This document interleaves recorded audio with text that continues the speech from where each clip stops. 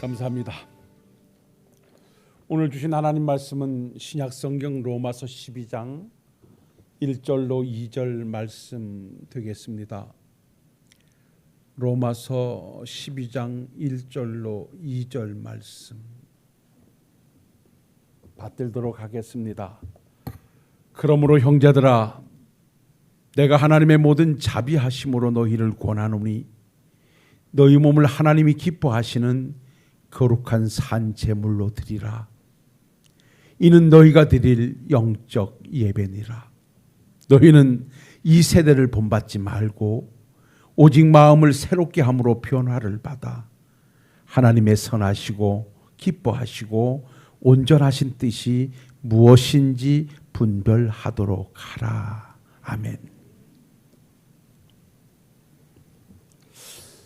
오늘 본문의 말씀을 가지고 아무래도 이번 주 다음 주까지 2시간에 걸쳐서 우리가 하나님께 드려야 할 영적 예배의 삶이 어떤 삶이고 또 우리가 영적 예배의 삶을 살기 위해서는 어떤 신앙적 자세가 요구되고 있는가 하는 부분의 말씀을 좀 찾아가 보겠습니다. 사실 로마서 12장의 말씀은 제가 시간이 있을 때마다 여러분들에게 강조해 드린 대로 사실 이신득이라고 하는 오직 우리의 행함이나 우리의 노력이나 요구에 의해서 이루어지는 구원이 아닌 하나님의 절대적인 주권과 하나님의 무조건적인 선택과 사랑에 의해서 우리가 하나님의 자녀 되어졌음을 누차 강조했던 로마서 전반부의 말씀을 마무리하면서 오늘 주신 말씀을 그러므로라고 하는 연결구로 이어가는데, 이 말씀은 내가 지금까지 이러한 말씀으로 너희들에게 가르쳤듯이 이제는 그러한 하나님의 은혜 안에 동참하여 하나님의 백성으로 새로워졌다면 이제는 새로운 백성으로서의 새로운 삶의 요구가 너희들에게 전해지고 있다라고 하는 사실을 오늘 말씀에서 시작하고 있는 것입니다. 그래서 사실 로마서 12장에서 16장까지의 말씀은 간단하게 말씀드리면 하나님의 사랑과 은혜로 구원함을 받은 우리들이 이제는 어떻게 살아야 하나님의 구원에 합당하고 하나님의 백성으로서의 바른 삶인가 하는 것에 대하여 지속적으로 강조해주고 있는 말씀이 오늘 로마서 12장으로부터 시작된 말씀이고, 사실 이 12장에서부터 마지막까지의 요절이 바로 오늘 1절로 2절에서 우리에게 주시는 말씀입니다. 오늘 우리 장로님이 가끔 기도하시면서 우리는 죄와 허물로 죽을 수밖에 없었던 우리들이라고 가끔 말씀을 하시는데, 사실 따지고 보면 우리는 죽을 수밖에 없었던 자들이 아니라 이미 죽었던 자들입니다. 그러니까 죽을 수밖에 없었다는 것은 죽어가고 있었다는 말일 수도 있거든요. 그러니까 우리가 그냥 통상 용어로 쓰다 보니까 죽을 수밖에 없었다는 말을 목사님들도 많이 사용하시고 많이 사용해요. 그래도 우리는 죽었던 자들이라는 사실로 받아들이긴 합니다만은, 사실 예배소서 2장 1절로 보면 그는 허물과 죄로 죽었던 너희를 살리셨도다라고 합니다. 그래서 원문을 찾아가 보면 죄와 허물로 죽었던이라고 하는 과거 완료형을 사용합니다. 어떤 ing라고 하는 진행에 의해서 죽어가고 있었던 것이 아니라 이미 결정 나버렸던 영혼들이라는 것입니다. 그러니까 우리는 인류의 대표자로 에덴 동산에 하나님과의 언약 관계에 들어갔던 아담이 그 행위 언약이었던 그 선악과를 따먹음으로 거기에서 실패하게 되는 순간 우리는 하나님과 영적 단절 상태가 만들어지고 우리의 영혼은 죽은 상태가 되어졌던 것입니다. 우리가 살아있다라고 하는 것은 하나님과의 연합이 살아있는 것이지 하나님과의 단절은 죽은 영혼들입니다. 그래서 우리에게 영생이라고 하는 것은 오래 산다는 의미만이 아니라 원문을 찾아가 보면 하나님과 함께 거한다는 의미가 더 강합니다. 하나님이 세상을 이처럼 사랑하사 독생자를 주셨으니 이는 그를 믿는 자마다 멸망하지 않고 영생을 얻게 하려 하심이라고 했던 요한복음 3장 16절에 예수님을 이 땅에 보내신 것이 우리에게 영생을 얻게 하기 위함이었다. 하나님과 영원히 동행하며 동참하는 삶을 살기를 원하셨던 것이다. 이것이 바로 구원이고 이것이 바로 영생이라고 하는 것입니다.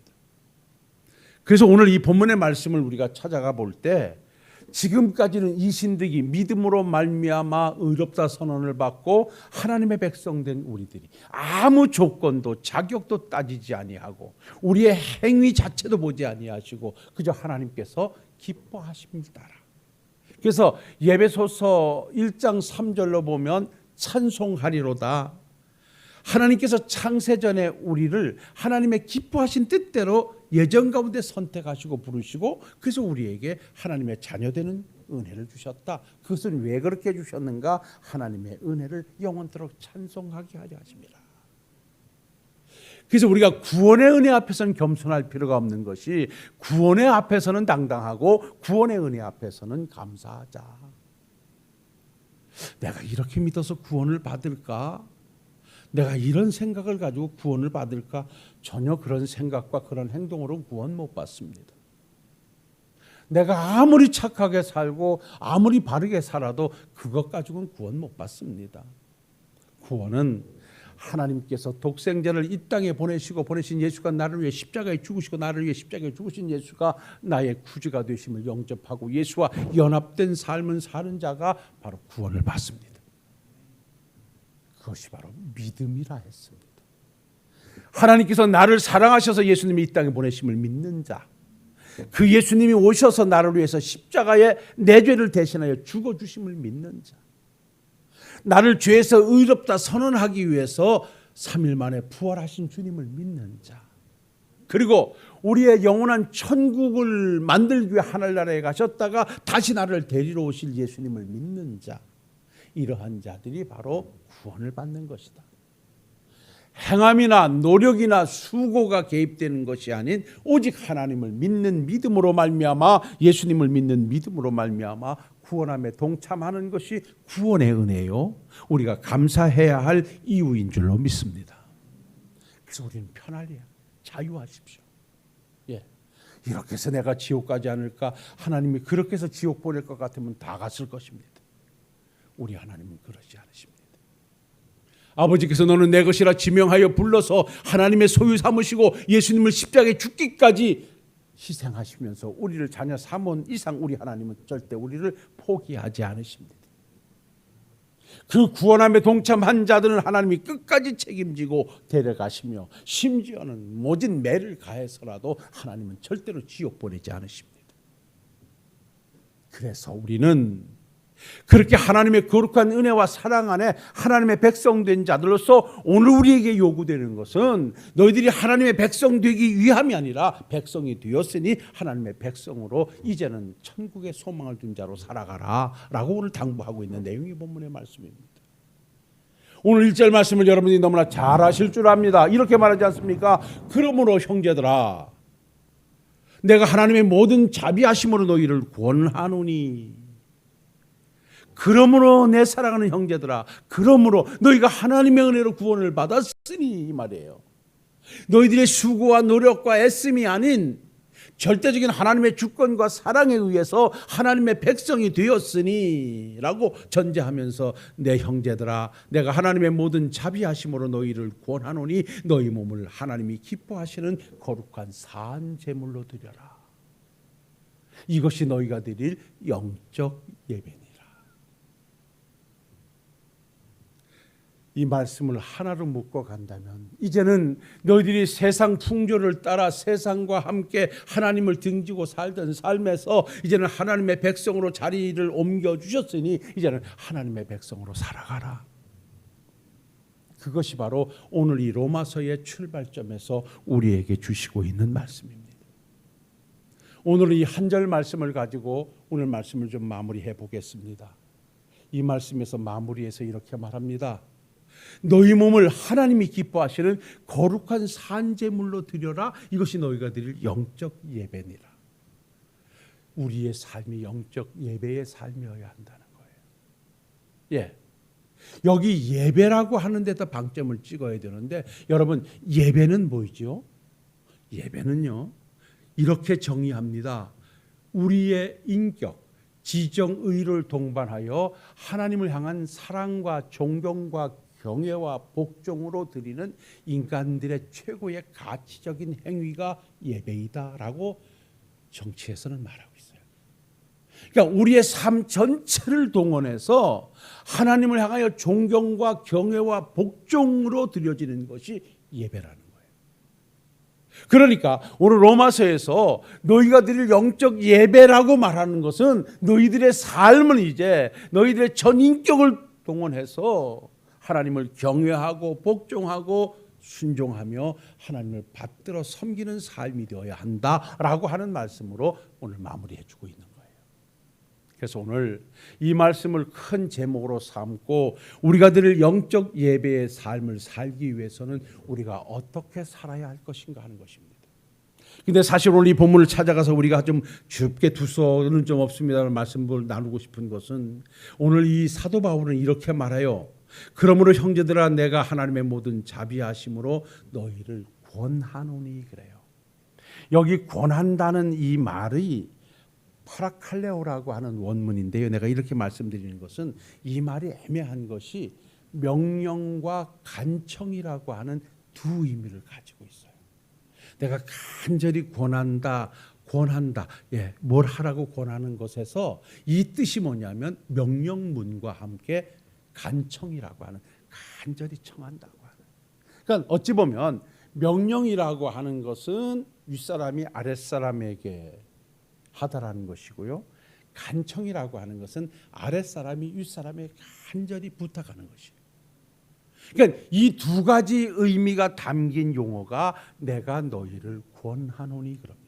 그러면 왜 이렇게 명령과 간청이라고 하는 이 두 나라의 중간적 요소를 가지고 말했던가라고 한다면 이것은요 일종의 호소적인 정말 간절히 호소하고 있는 요소를 강하게 부각시키고 있는 것입니다. 다른 것 아니에요. 하나님께서 너희를 그렇게 사랑하셔서 독생자 예수님을 보내시고 오신 예수님께서는 그 험한 십자가를 지고 너희의 죄를 사하기 위하여 그 십자가의 고난을 당하시면서 너희 죄를 속량해 주었으니 그 은혜를 받았다라고 하면 내가 간절히 부탁하겠는데 간절히 호소하는데 이제는 하나님의 백성으로 좀 살아가라. 이 말씀을 주기 위해서 여기 권한다라고 하는 것입니다.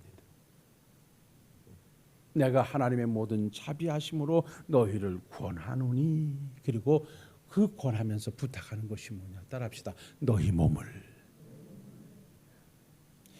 몸을 하나님의 거룩한 산 제물로 드려라. 여기 몸이라고 하는 것은요 우리가 하나님께 드리는 양을 말하는 거예요. 우리가 하나님께 드려지는 삶을 살라는 거잖아요. 영적 예배는 드리는 것이잖아요. 그런데 그것을 무엇을 얼만큼 드리냐라고 할 때 너희 몸을 이렇게 말해요.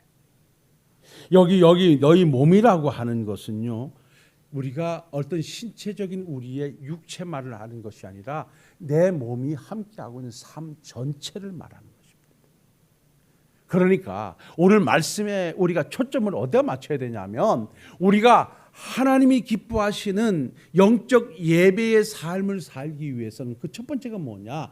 우리의 삶 전체가 하나님께 드려져야 된다라는 거예요.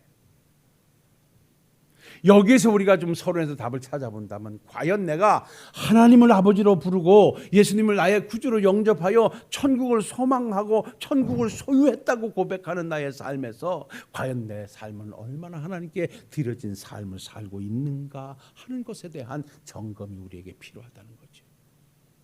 내 몸이 내 시간과 내 생각과 내 삶의 영역이 얼마나 하나님 앞에 드려져 있는가 하는 거예요. 얼마나 하나님과 관계가 되어져 있는가 하는 거예요. 지난 한 주간 여러분 교회 안 오셨잖아요. 어떠십니까? 한번 새벽 기도도 안 오시니까 어때요? 편하십니까? 어떠십니까? 쓸쓸하십니까?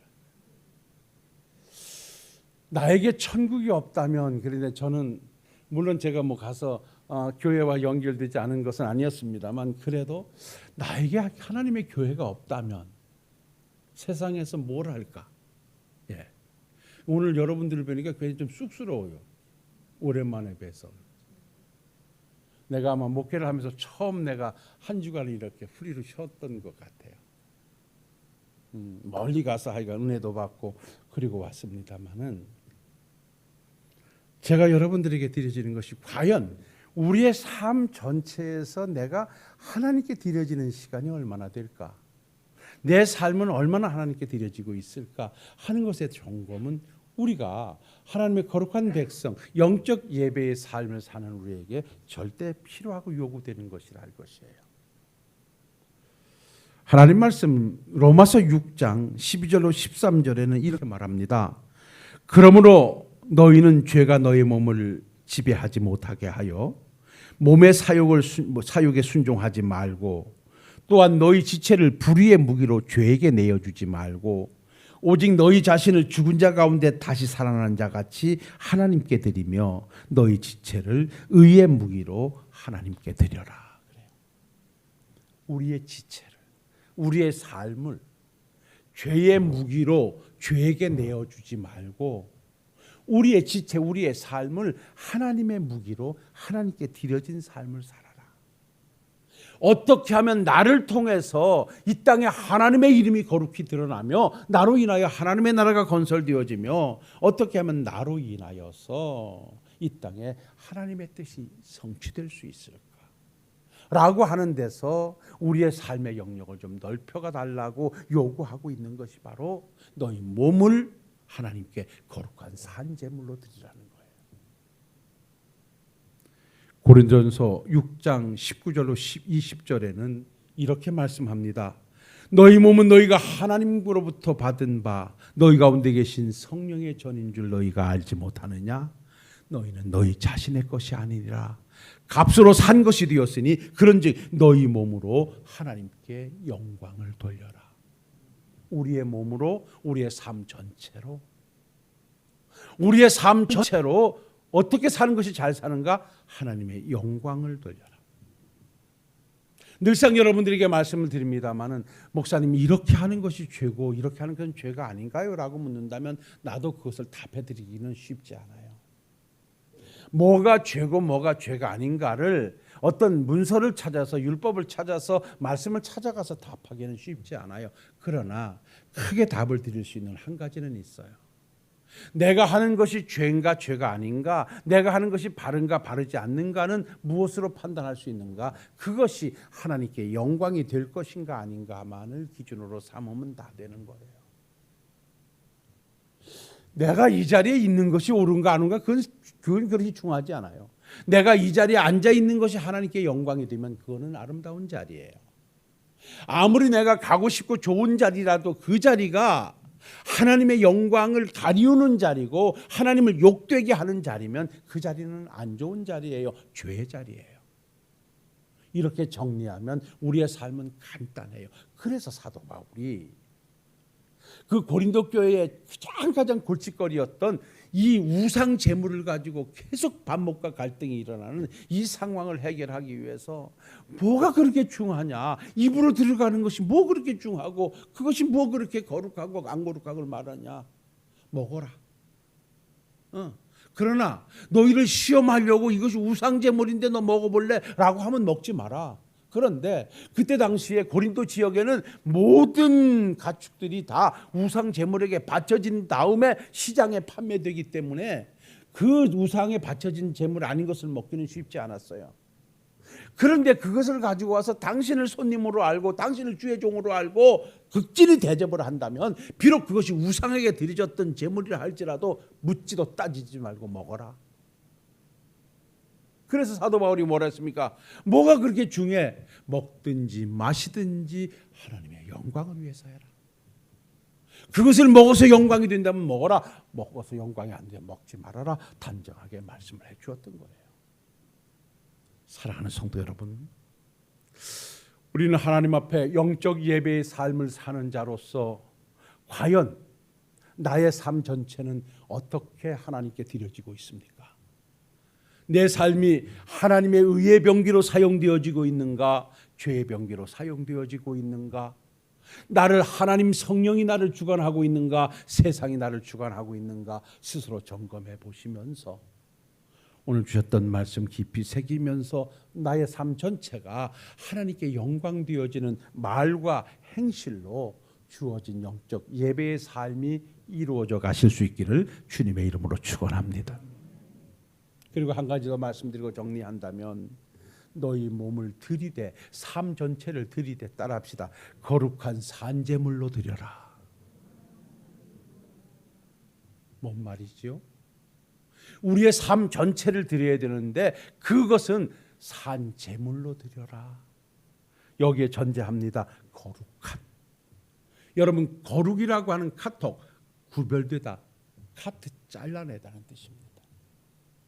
그러니까 우리가 하나님의 거룩한 백성으로 하나님께 온전히 드려진 삶을 살려고 하면 세상과 구별된 자로서 하나님의 백성들로서의 거룩한 삶으로 하나님 앞에 살아가야 됨을 오늘 말씀해 주고 있는 거예요. 구약에 하나님께 드리는 제물은요 아주 거룩하게 구별됐습니다. 말씀에 정해진 제물이어야 됐고요. 흠이 있거나 상처가 나거나 어떤 문제가 있는 것은 어떠한 제물도 드리지 않았어요. 받질 않았어요. 그래서 유월절이 되어지면요, 그 유대 나라가 얼마나 넓습니까? 그 원근각지에서 귀한 양을 아주 튼실하고 깨끗한 양을 하나씩 다 둘러머지고 끌고 예루살렘까지 올라와요. 그런데 교통수단이 없다 보니까 오다가 돌에 부딪히고 쓰러지고 해서 상처가 나요. 그러면 그것은 하나님의 전에 드릴 수가 없었어요. 그래서 그때 성전을 맡아 관리하던 사두개인들, 바리새인들, 제사장들, 이 족속들이 예배자의 편리를 도모하기 위해서 성전 한쪽에다가 비둘기, 양, 소 제물 갖다 놓고 팔았어요. 왜냐? 멀리서 양을 가지고 오다가 상처를 입히게 되면 제물로 드릴 수 없으니 돈 가지고 와서 여기서 사서 드리도록 그런 제도가 만들어졌던 거예요. 선했어요. 좋았어요. 그런데 시간이 지나면서 결국 그것이 장사의 구렬이 되고 말았던 거예요. 예배자의 편리를 돕기 위해서, 예배자를 돕기 위해서 거룩한 제물로 구별되이 흠없는 것 드리기 위해서 시작됐던 것이 퇴색해가지고 돈벌이가 되어지자 우리 주님께서 오셔서 상을 엎으시면서 너희들이 하나님의 전을 강도의 구렬로 만드는구나, 누가 여기서 장사하라 그랬냐고 상을 엎고 쫓아내셨던 것을 우리가 봐요. 사랑하는 성도 여러분, 우리의 삶 전체가 하나님께 드려진 하나님의 백성으로서의 삶이 되어야 되는데 그 삶은 세상들로부터 구별된 거룩하게 만들어진 하나님의 백성으로서의 삶으로 이어가야 된다고 하는 사실이 오늘 거룩한 산제물이라는 것, 오늘 가슴 깊이 새겨 넣으십시오. 그렇다면 우리는 언제든지 하나님의 백성으로서의 삶을 살게 되어지는 것입니다. 다음 주일에는 그렇게 살기 위해서는 우리가 어떤 것을 정리해내야 되고 어떤 것을 찾아가야 되겠는가 하는 부분의 말씀을 드리도록 하겠습니다. 사랑하는 성도 여러분, 우린 누가 뭐라 해도 남들이 부러워할 만한 하나님의 자녀들입니다. 여기서는 사람들의 가치적 기준에서 그렇게 세상 사람들이 귀하게 보지 않겠지만 우리에게는 가장 소중한 것입니다. 남의 밭을 가지고 농사를 짓다가 밭에 감추었던 보화를 발견한 농부가 자기 집 전체 소유를 팔아 그 밭을 사고 그 보화를 차지했던 것처럼 어찌 보면 우리의 삶이 그랬습니다. 예수보다 귀한 것이 없기에, 예수보다 소중한 것이 없기에 우리는 예수님을 나의 구주로 삼고 세상의 것 다 뒤로 한 채 오늘 예수와 더불어 영원한 천국을 소유하고 살아가는 하나님의 백성들입니다.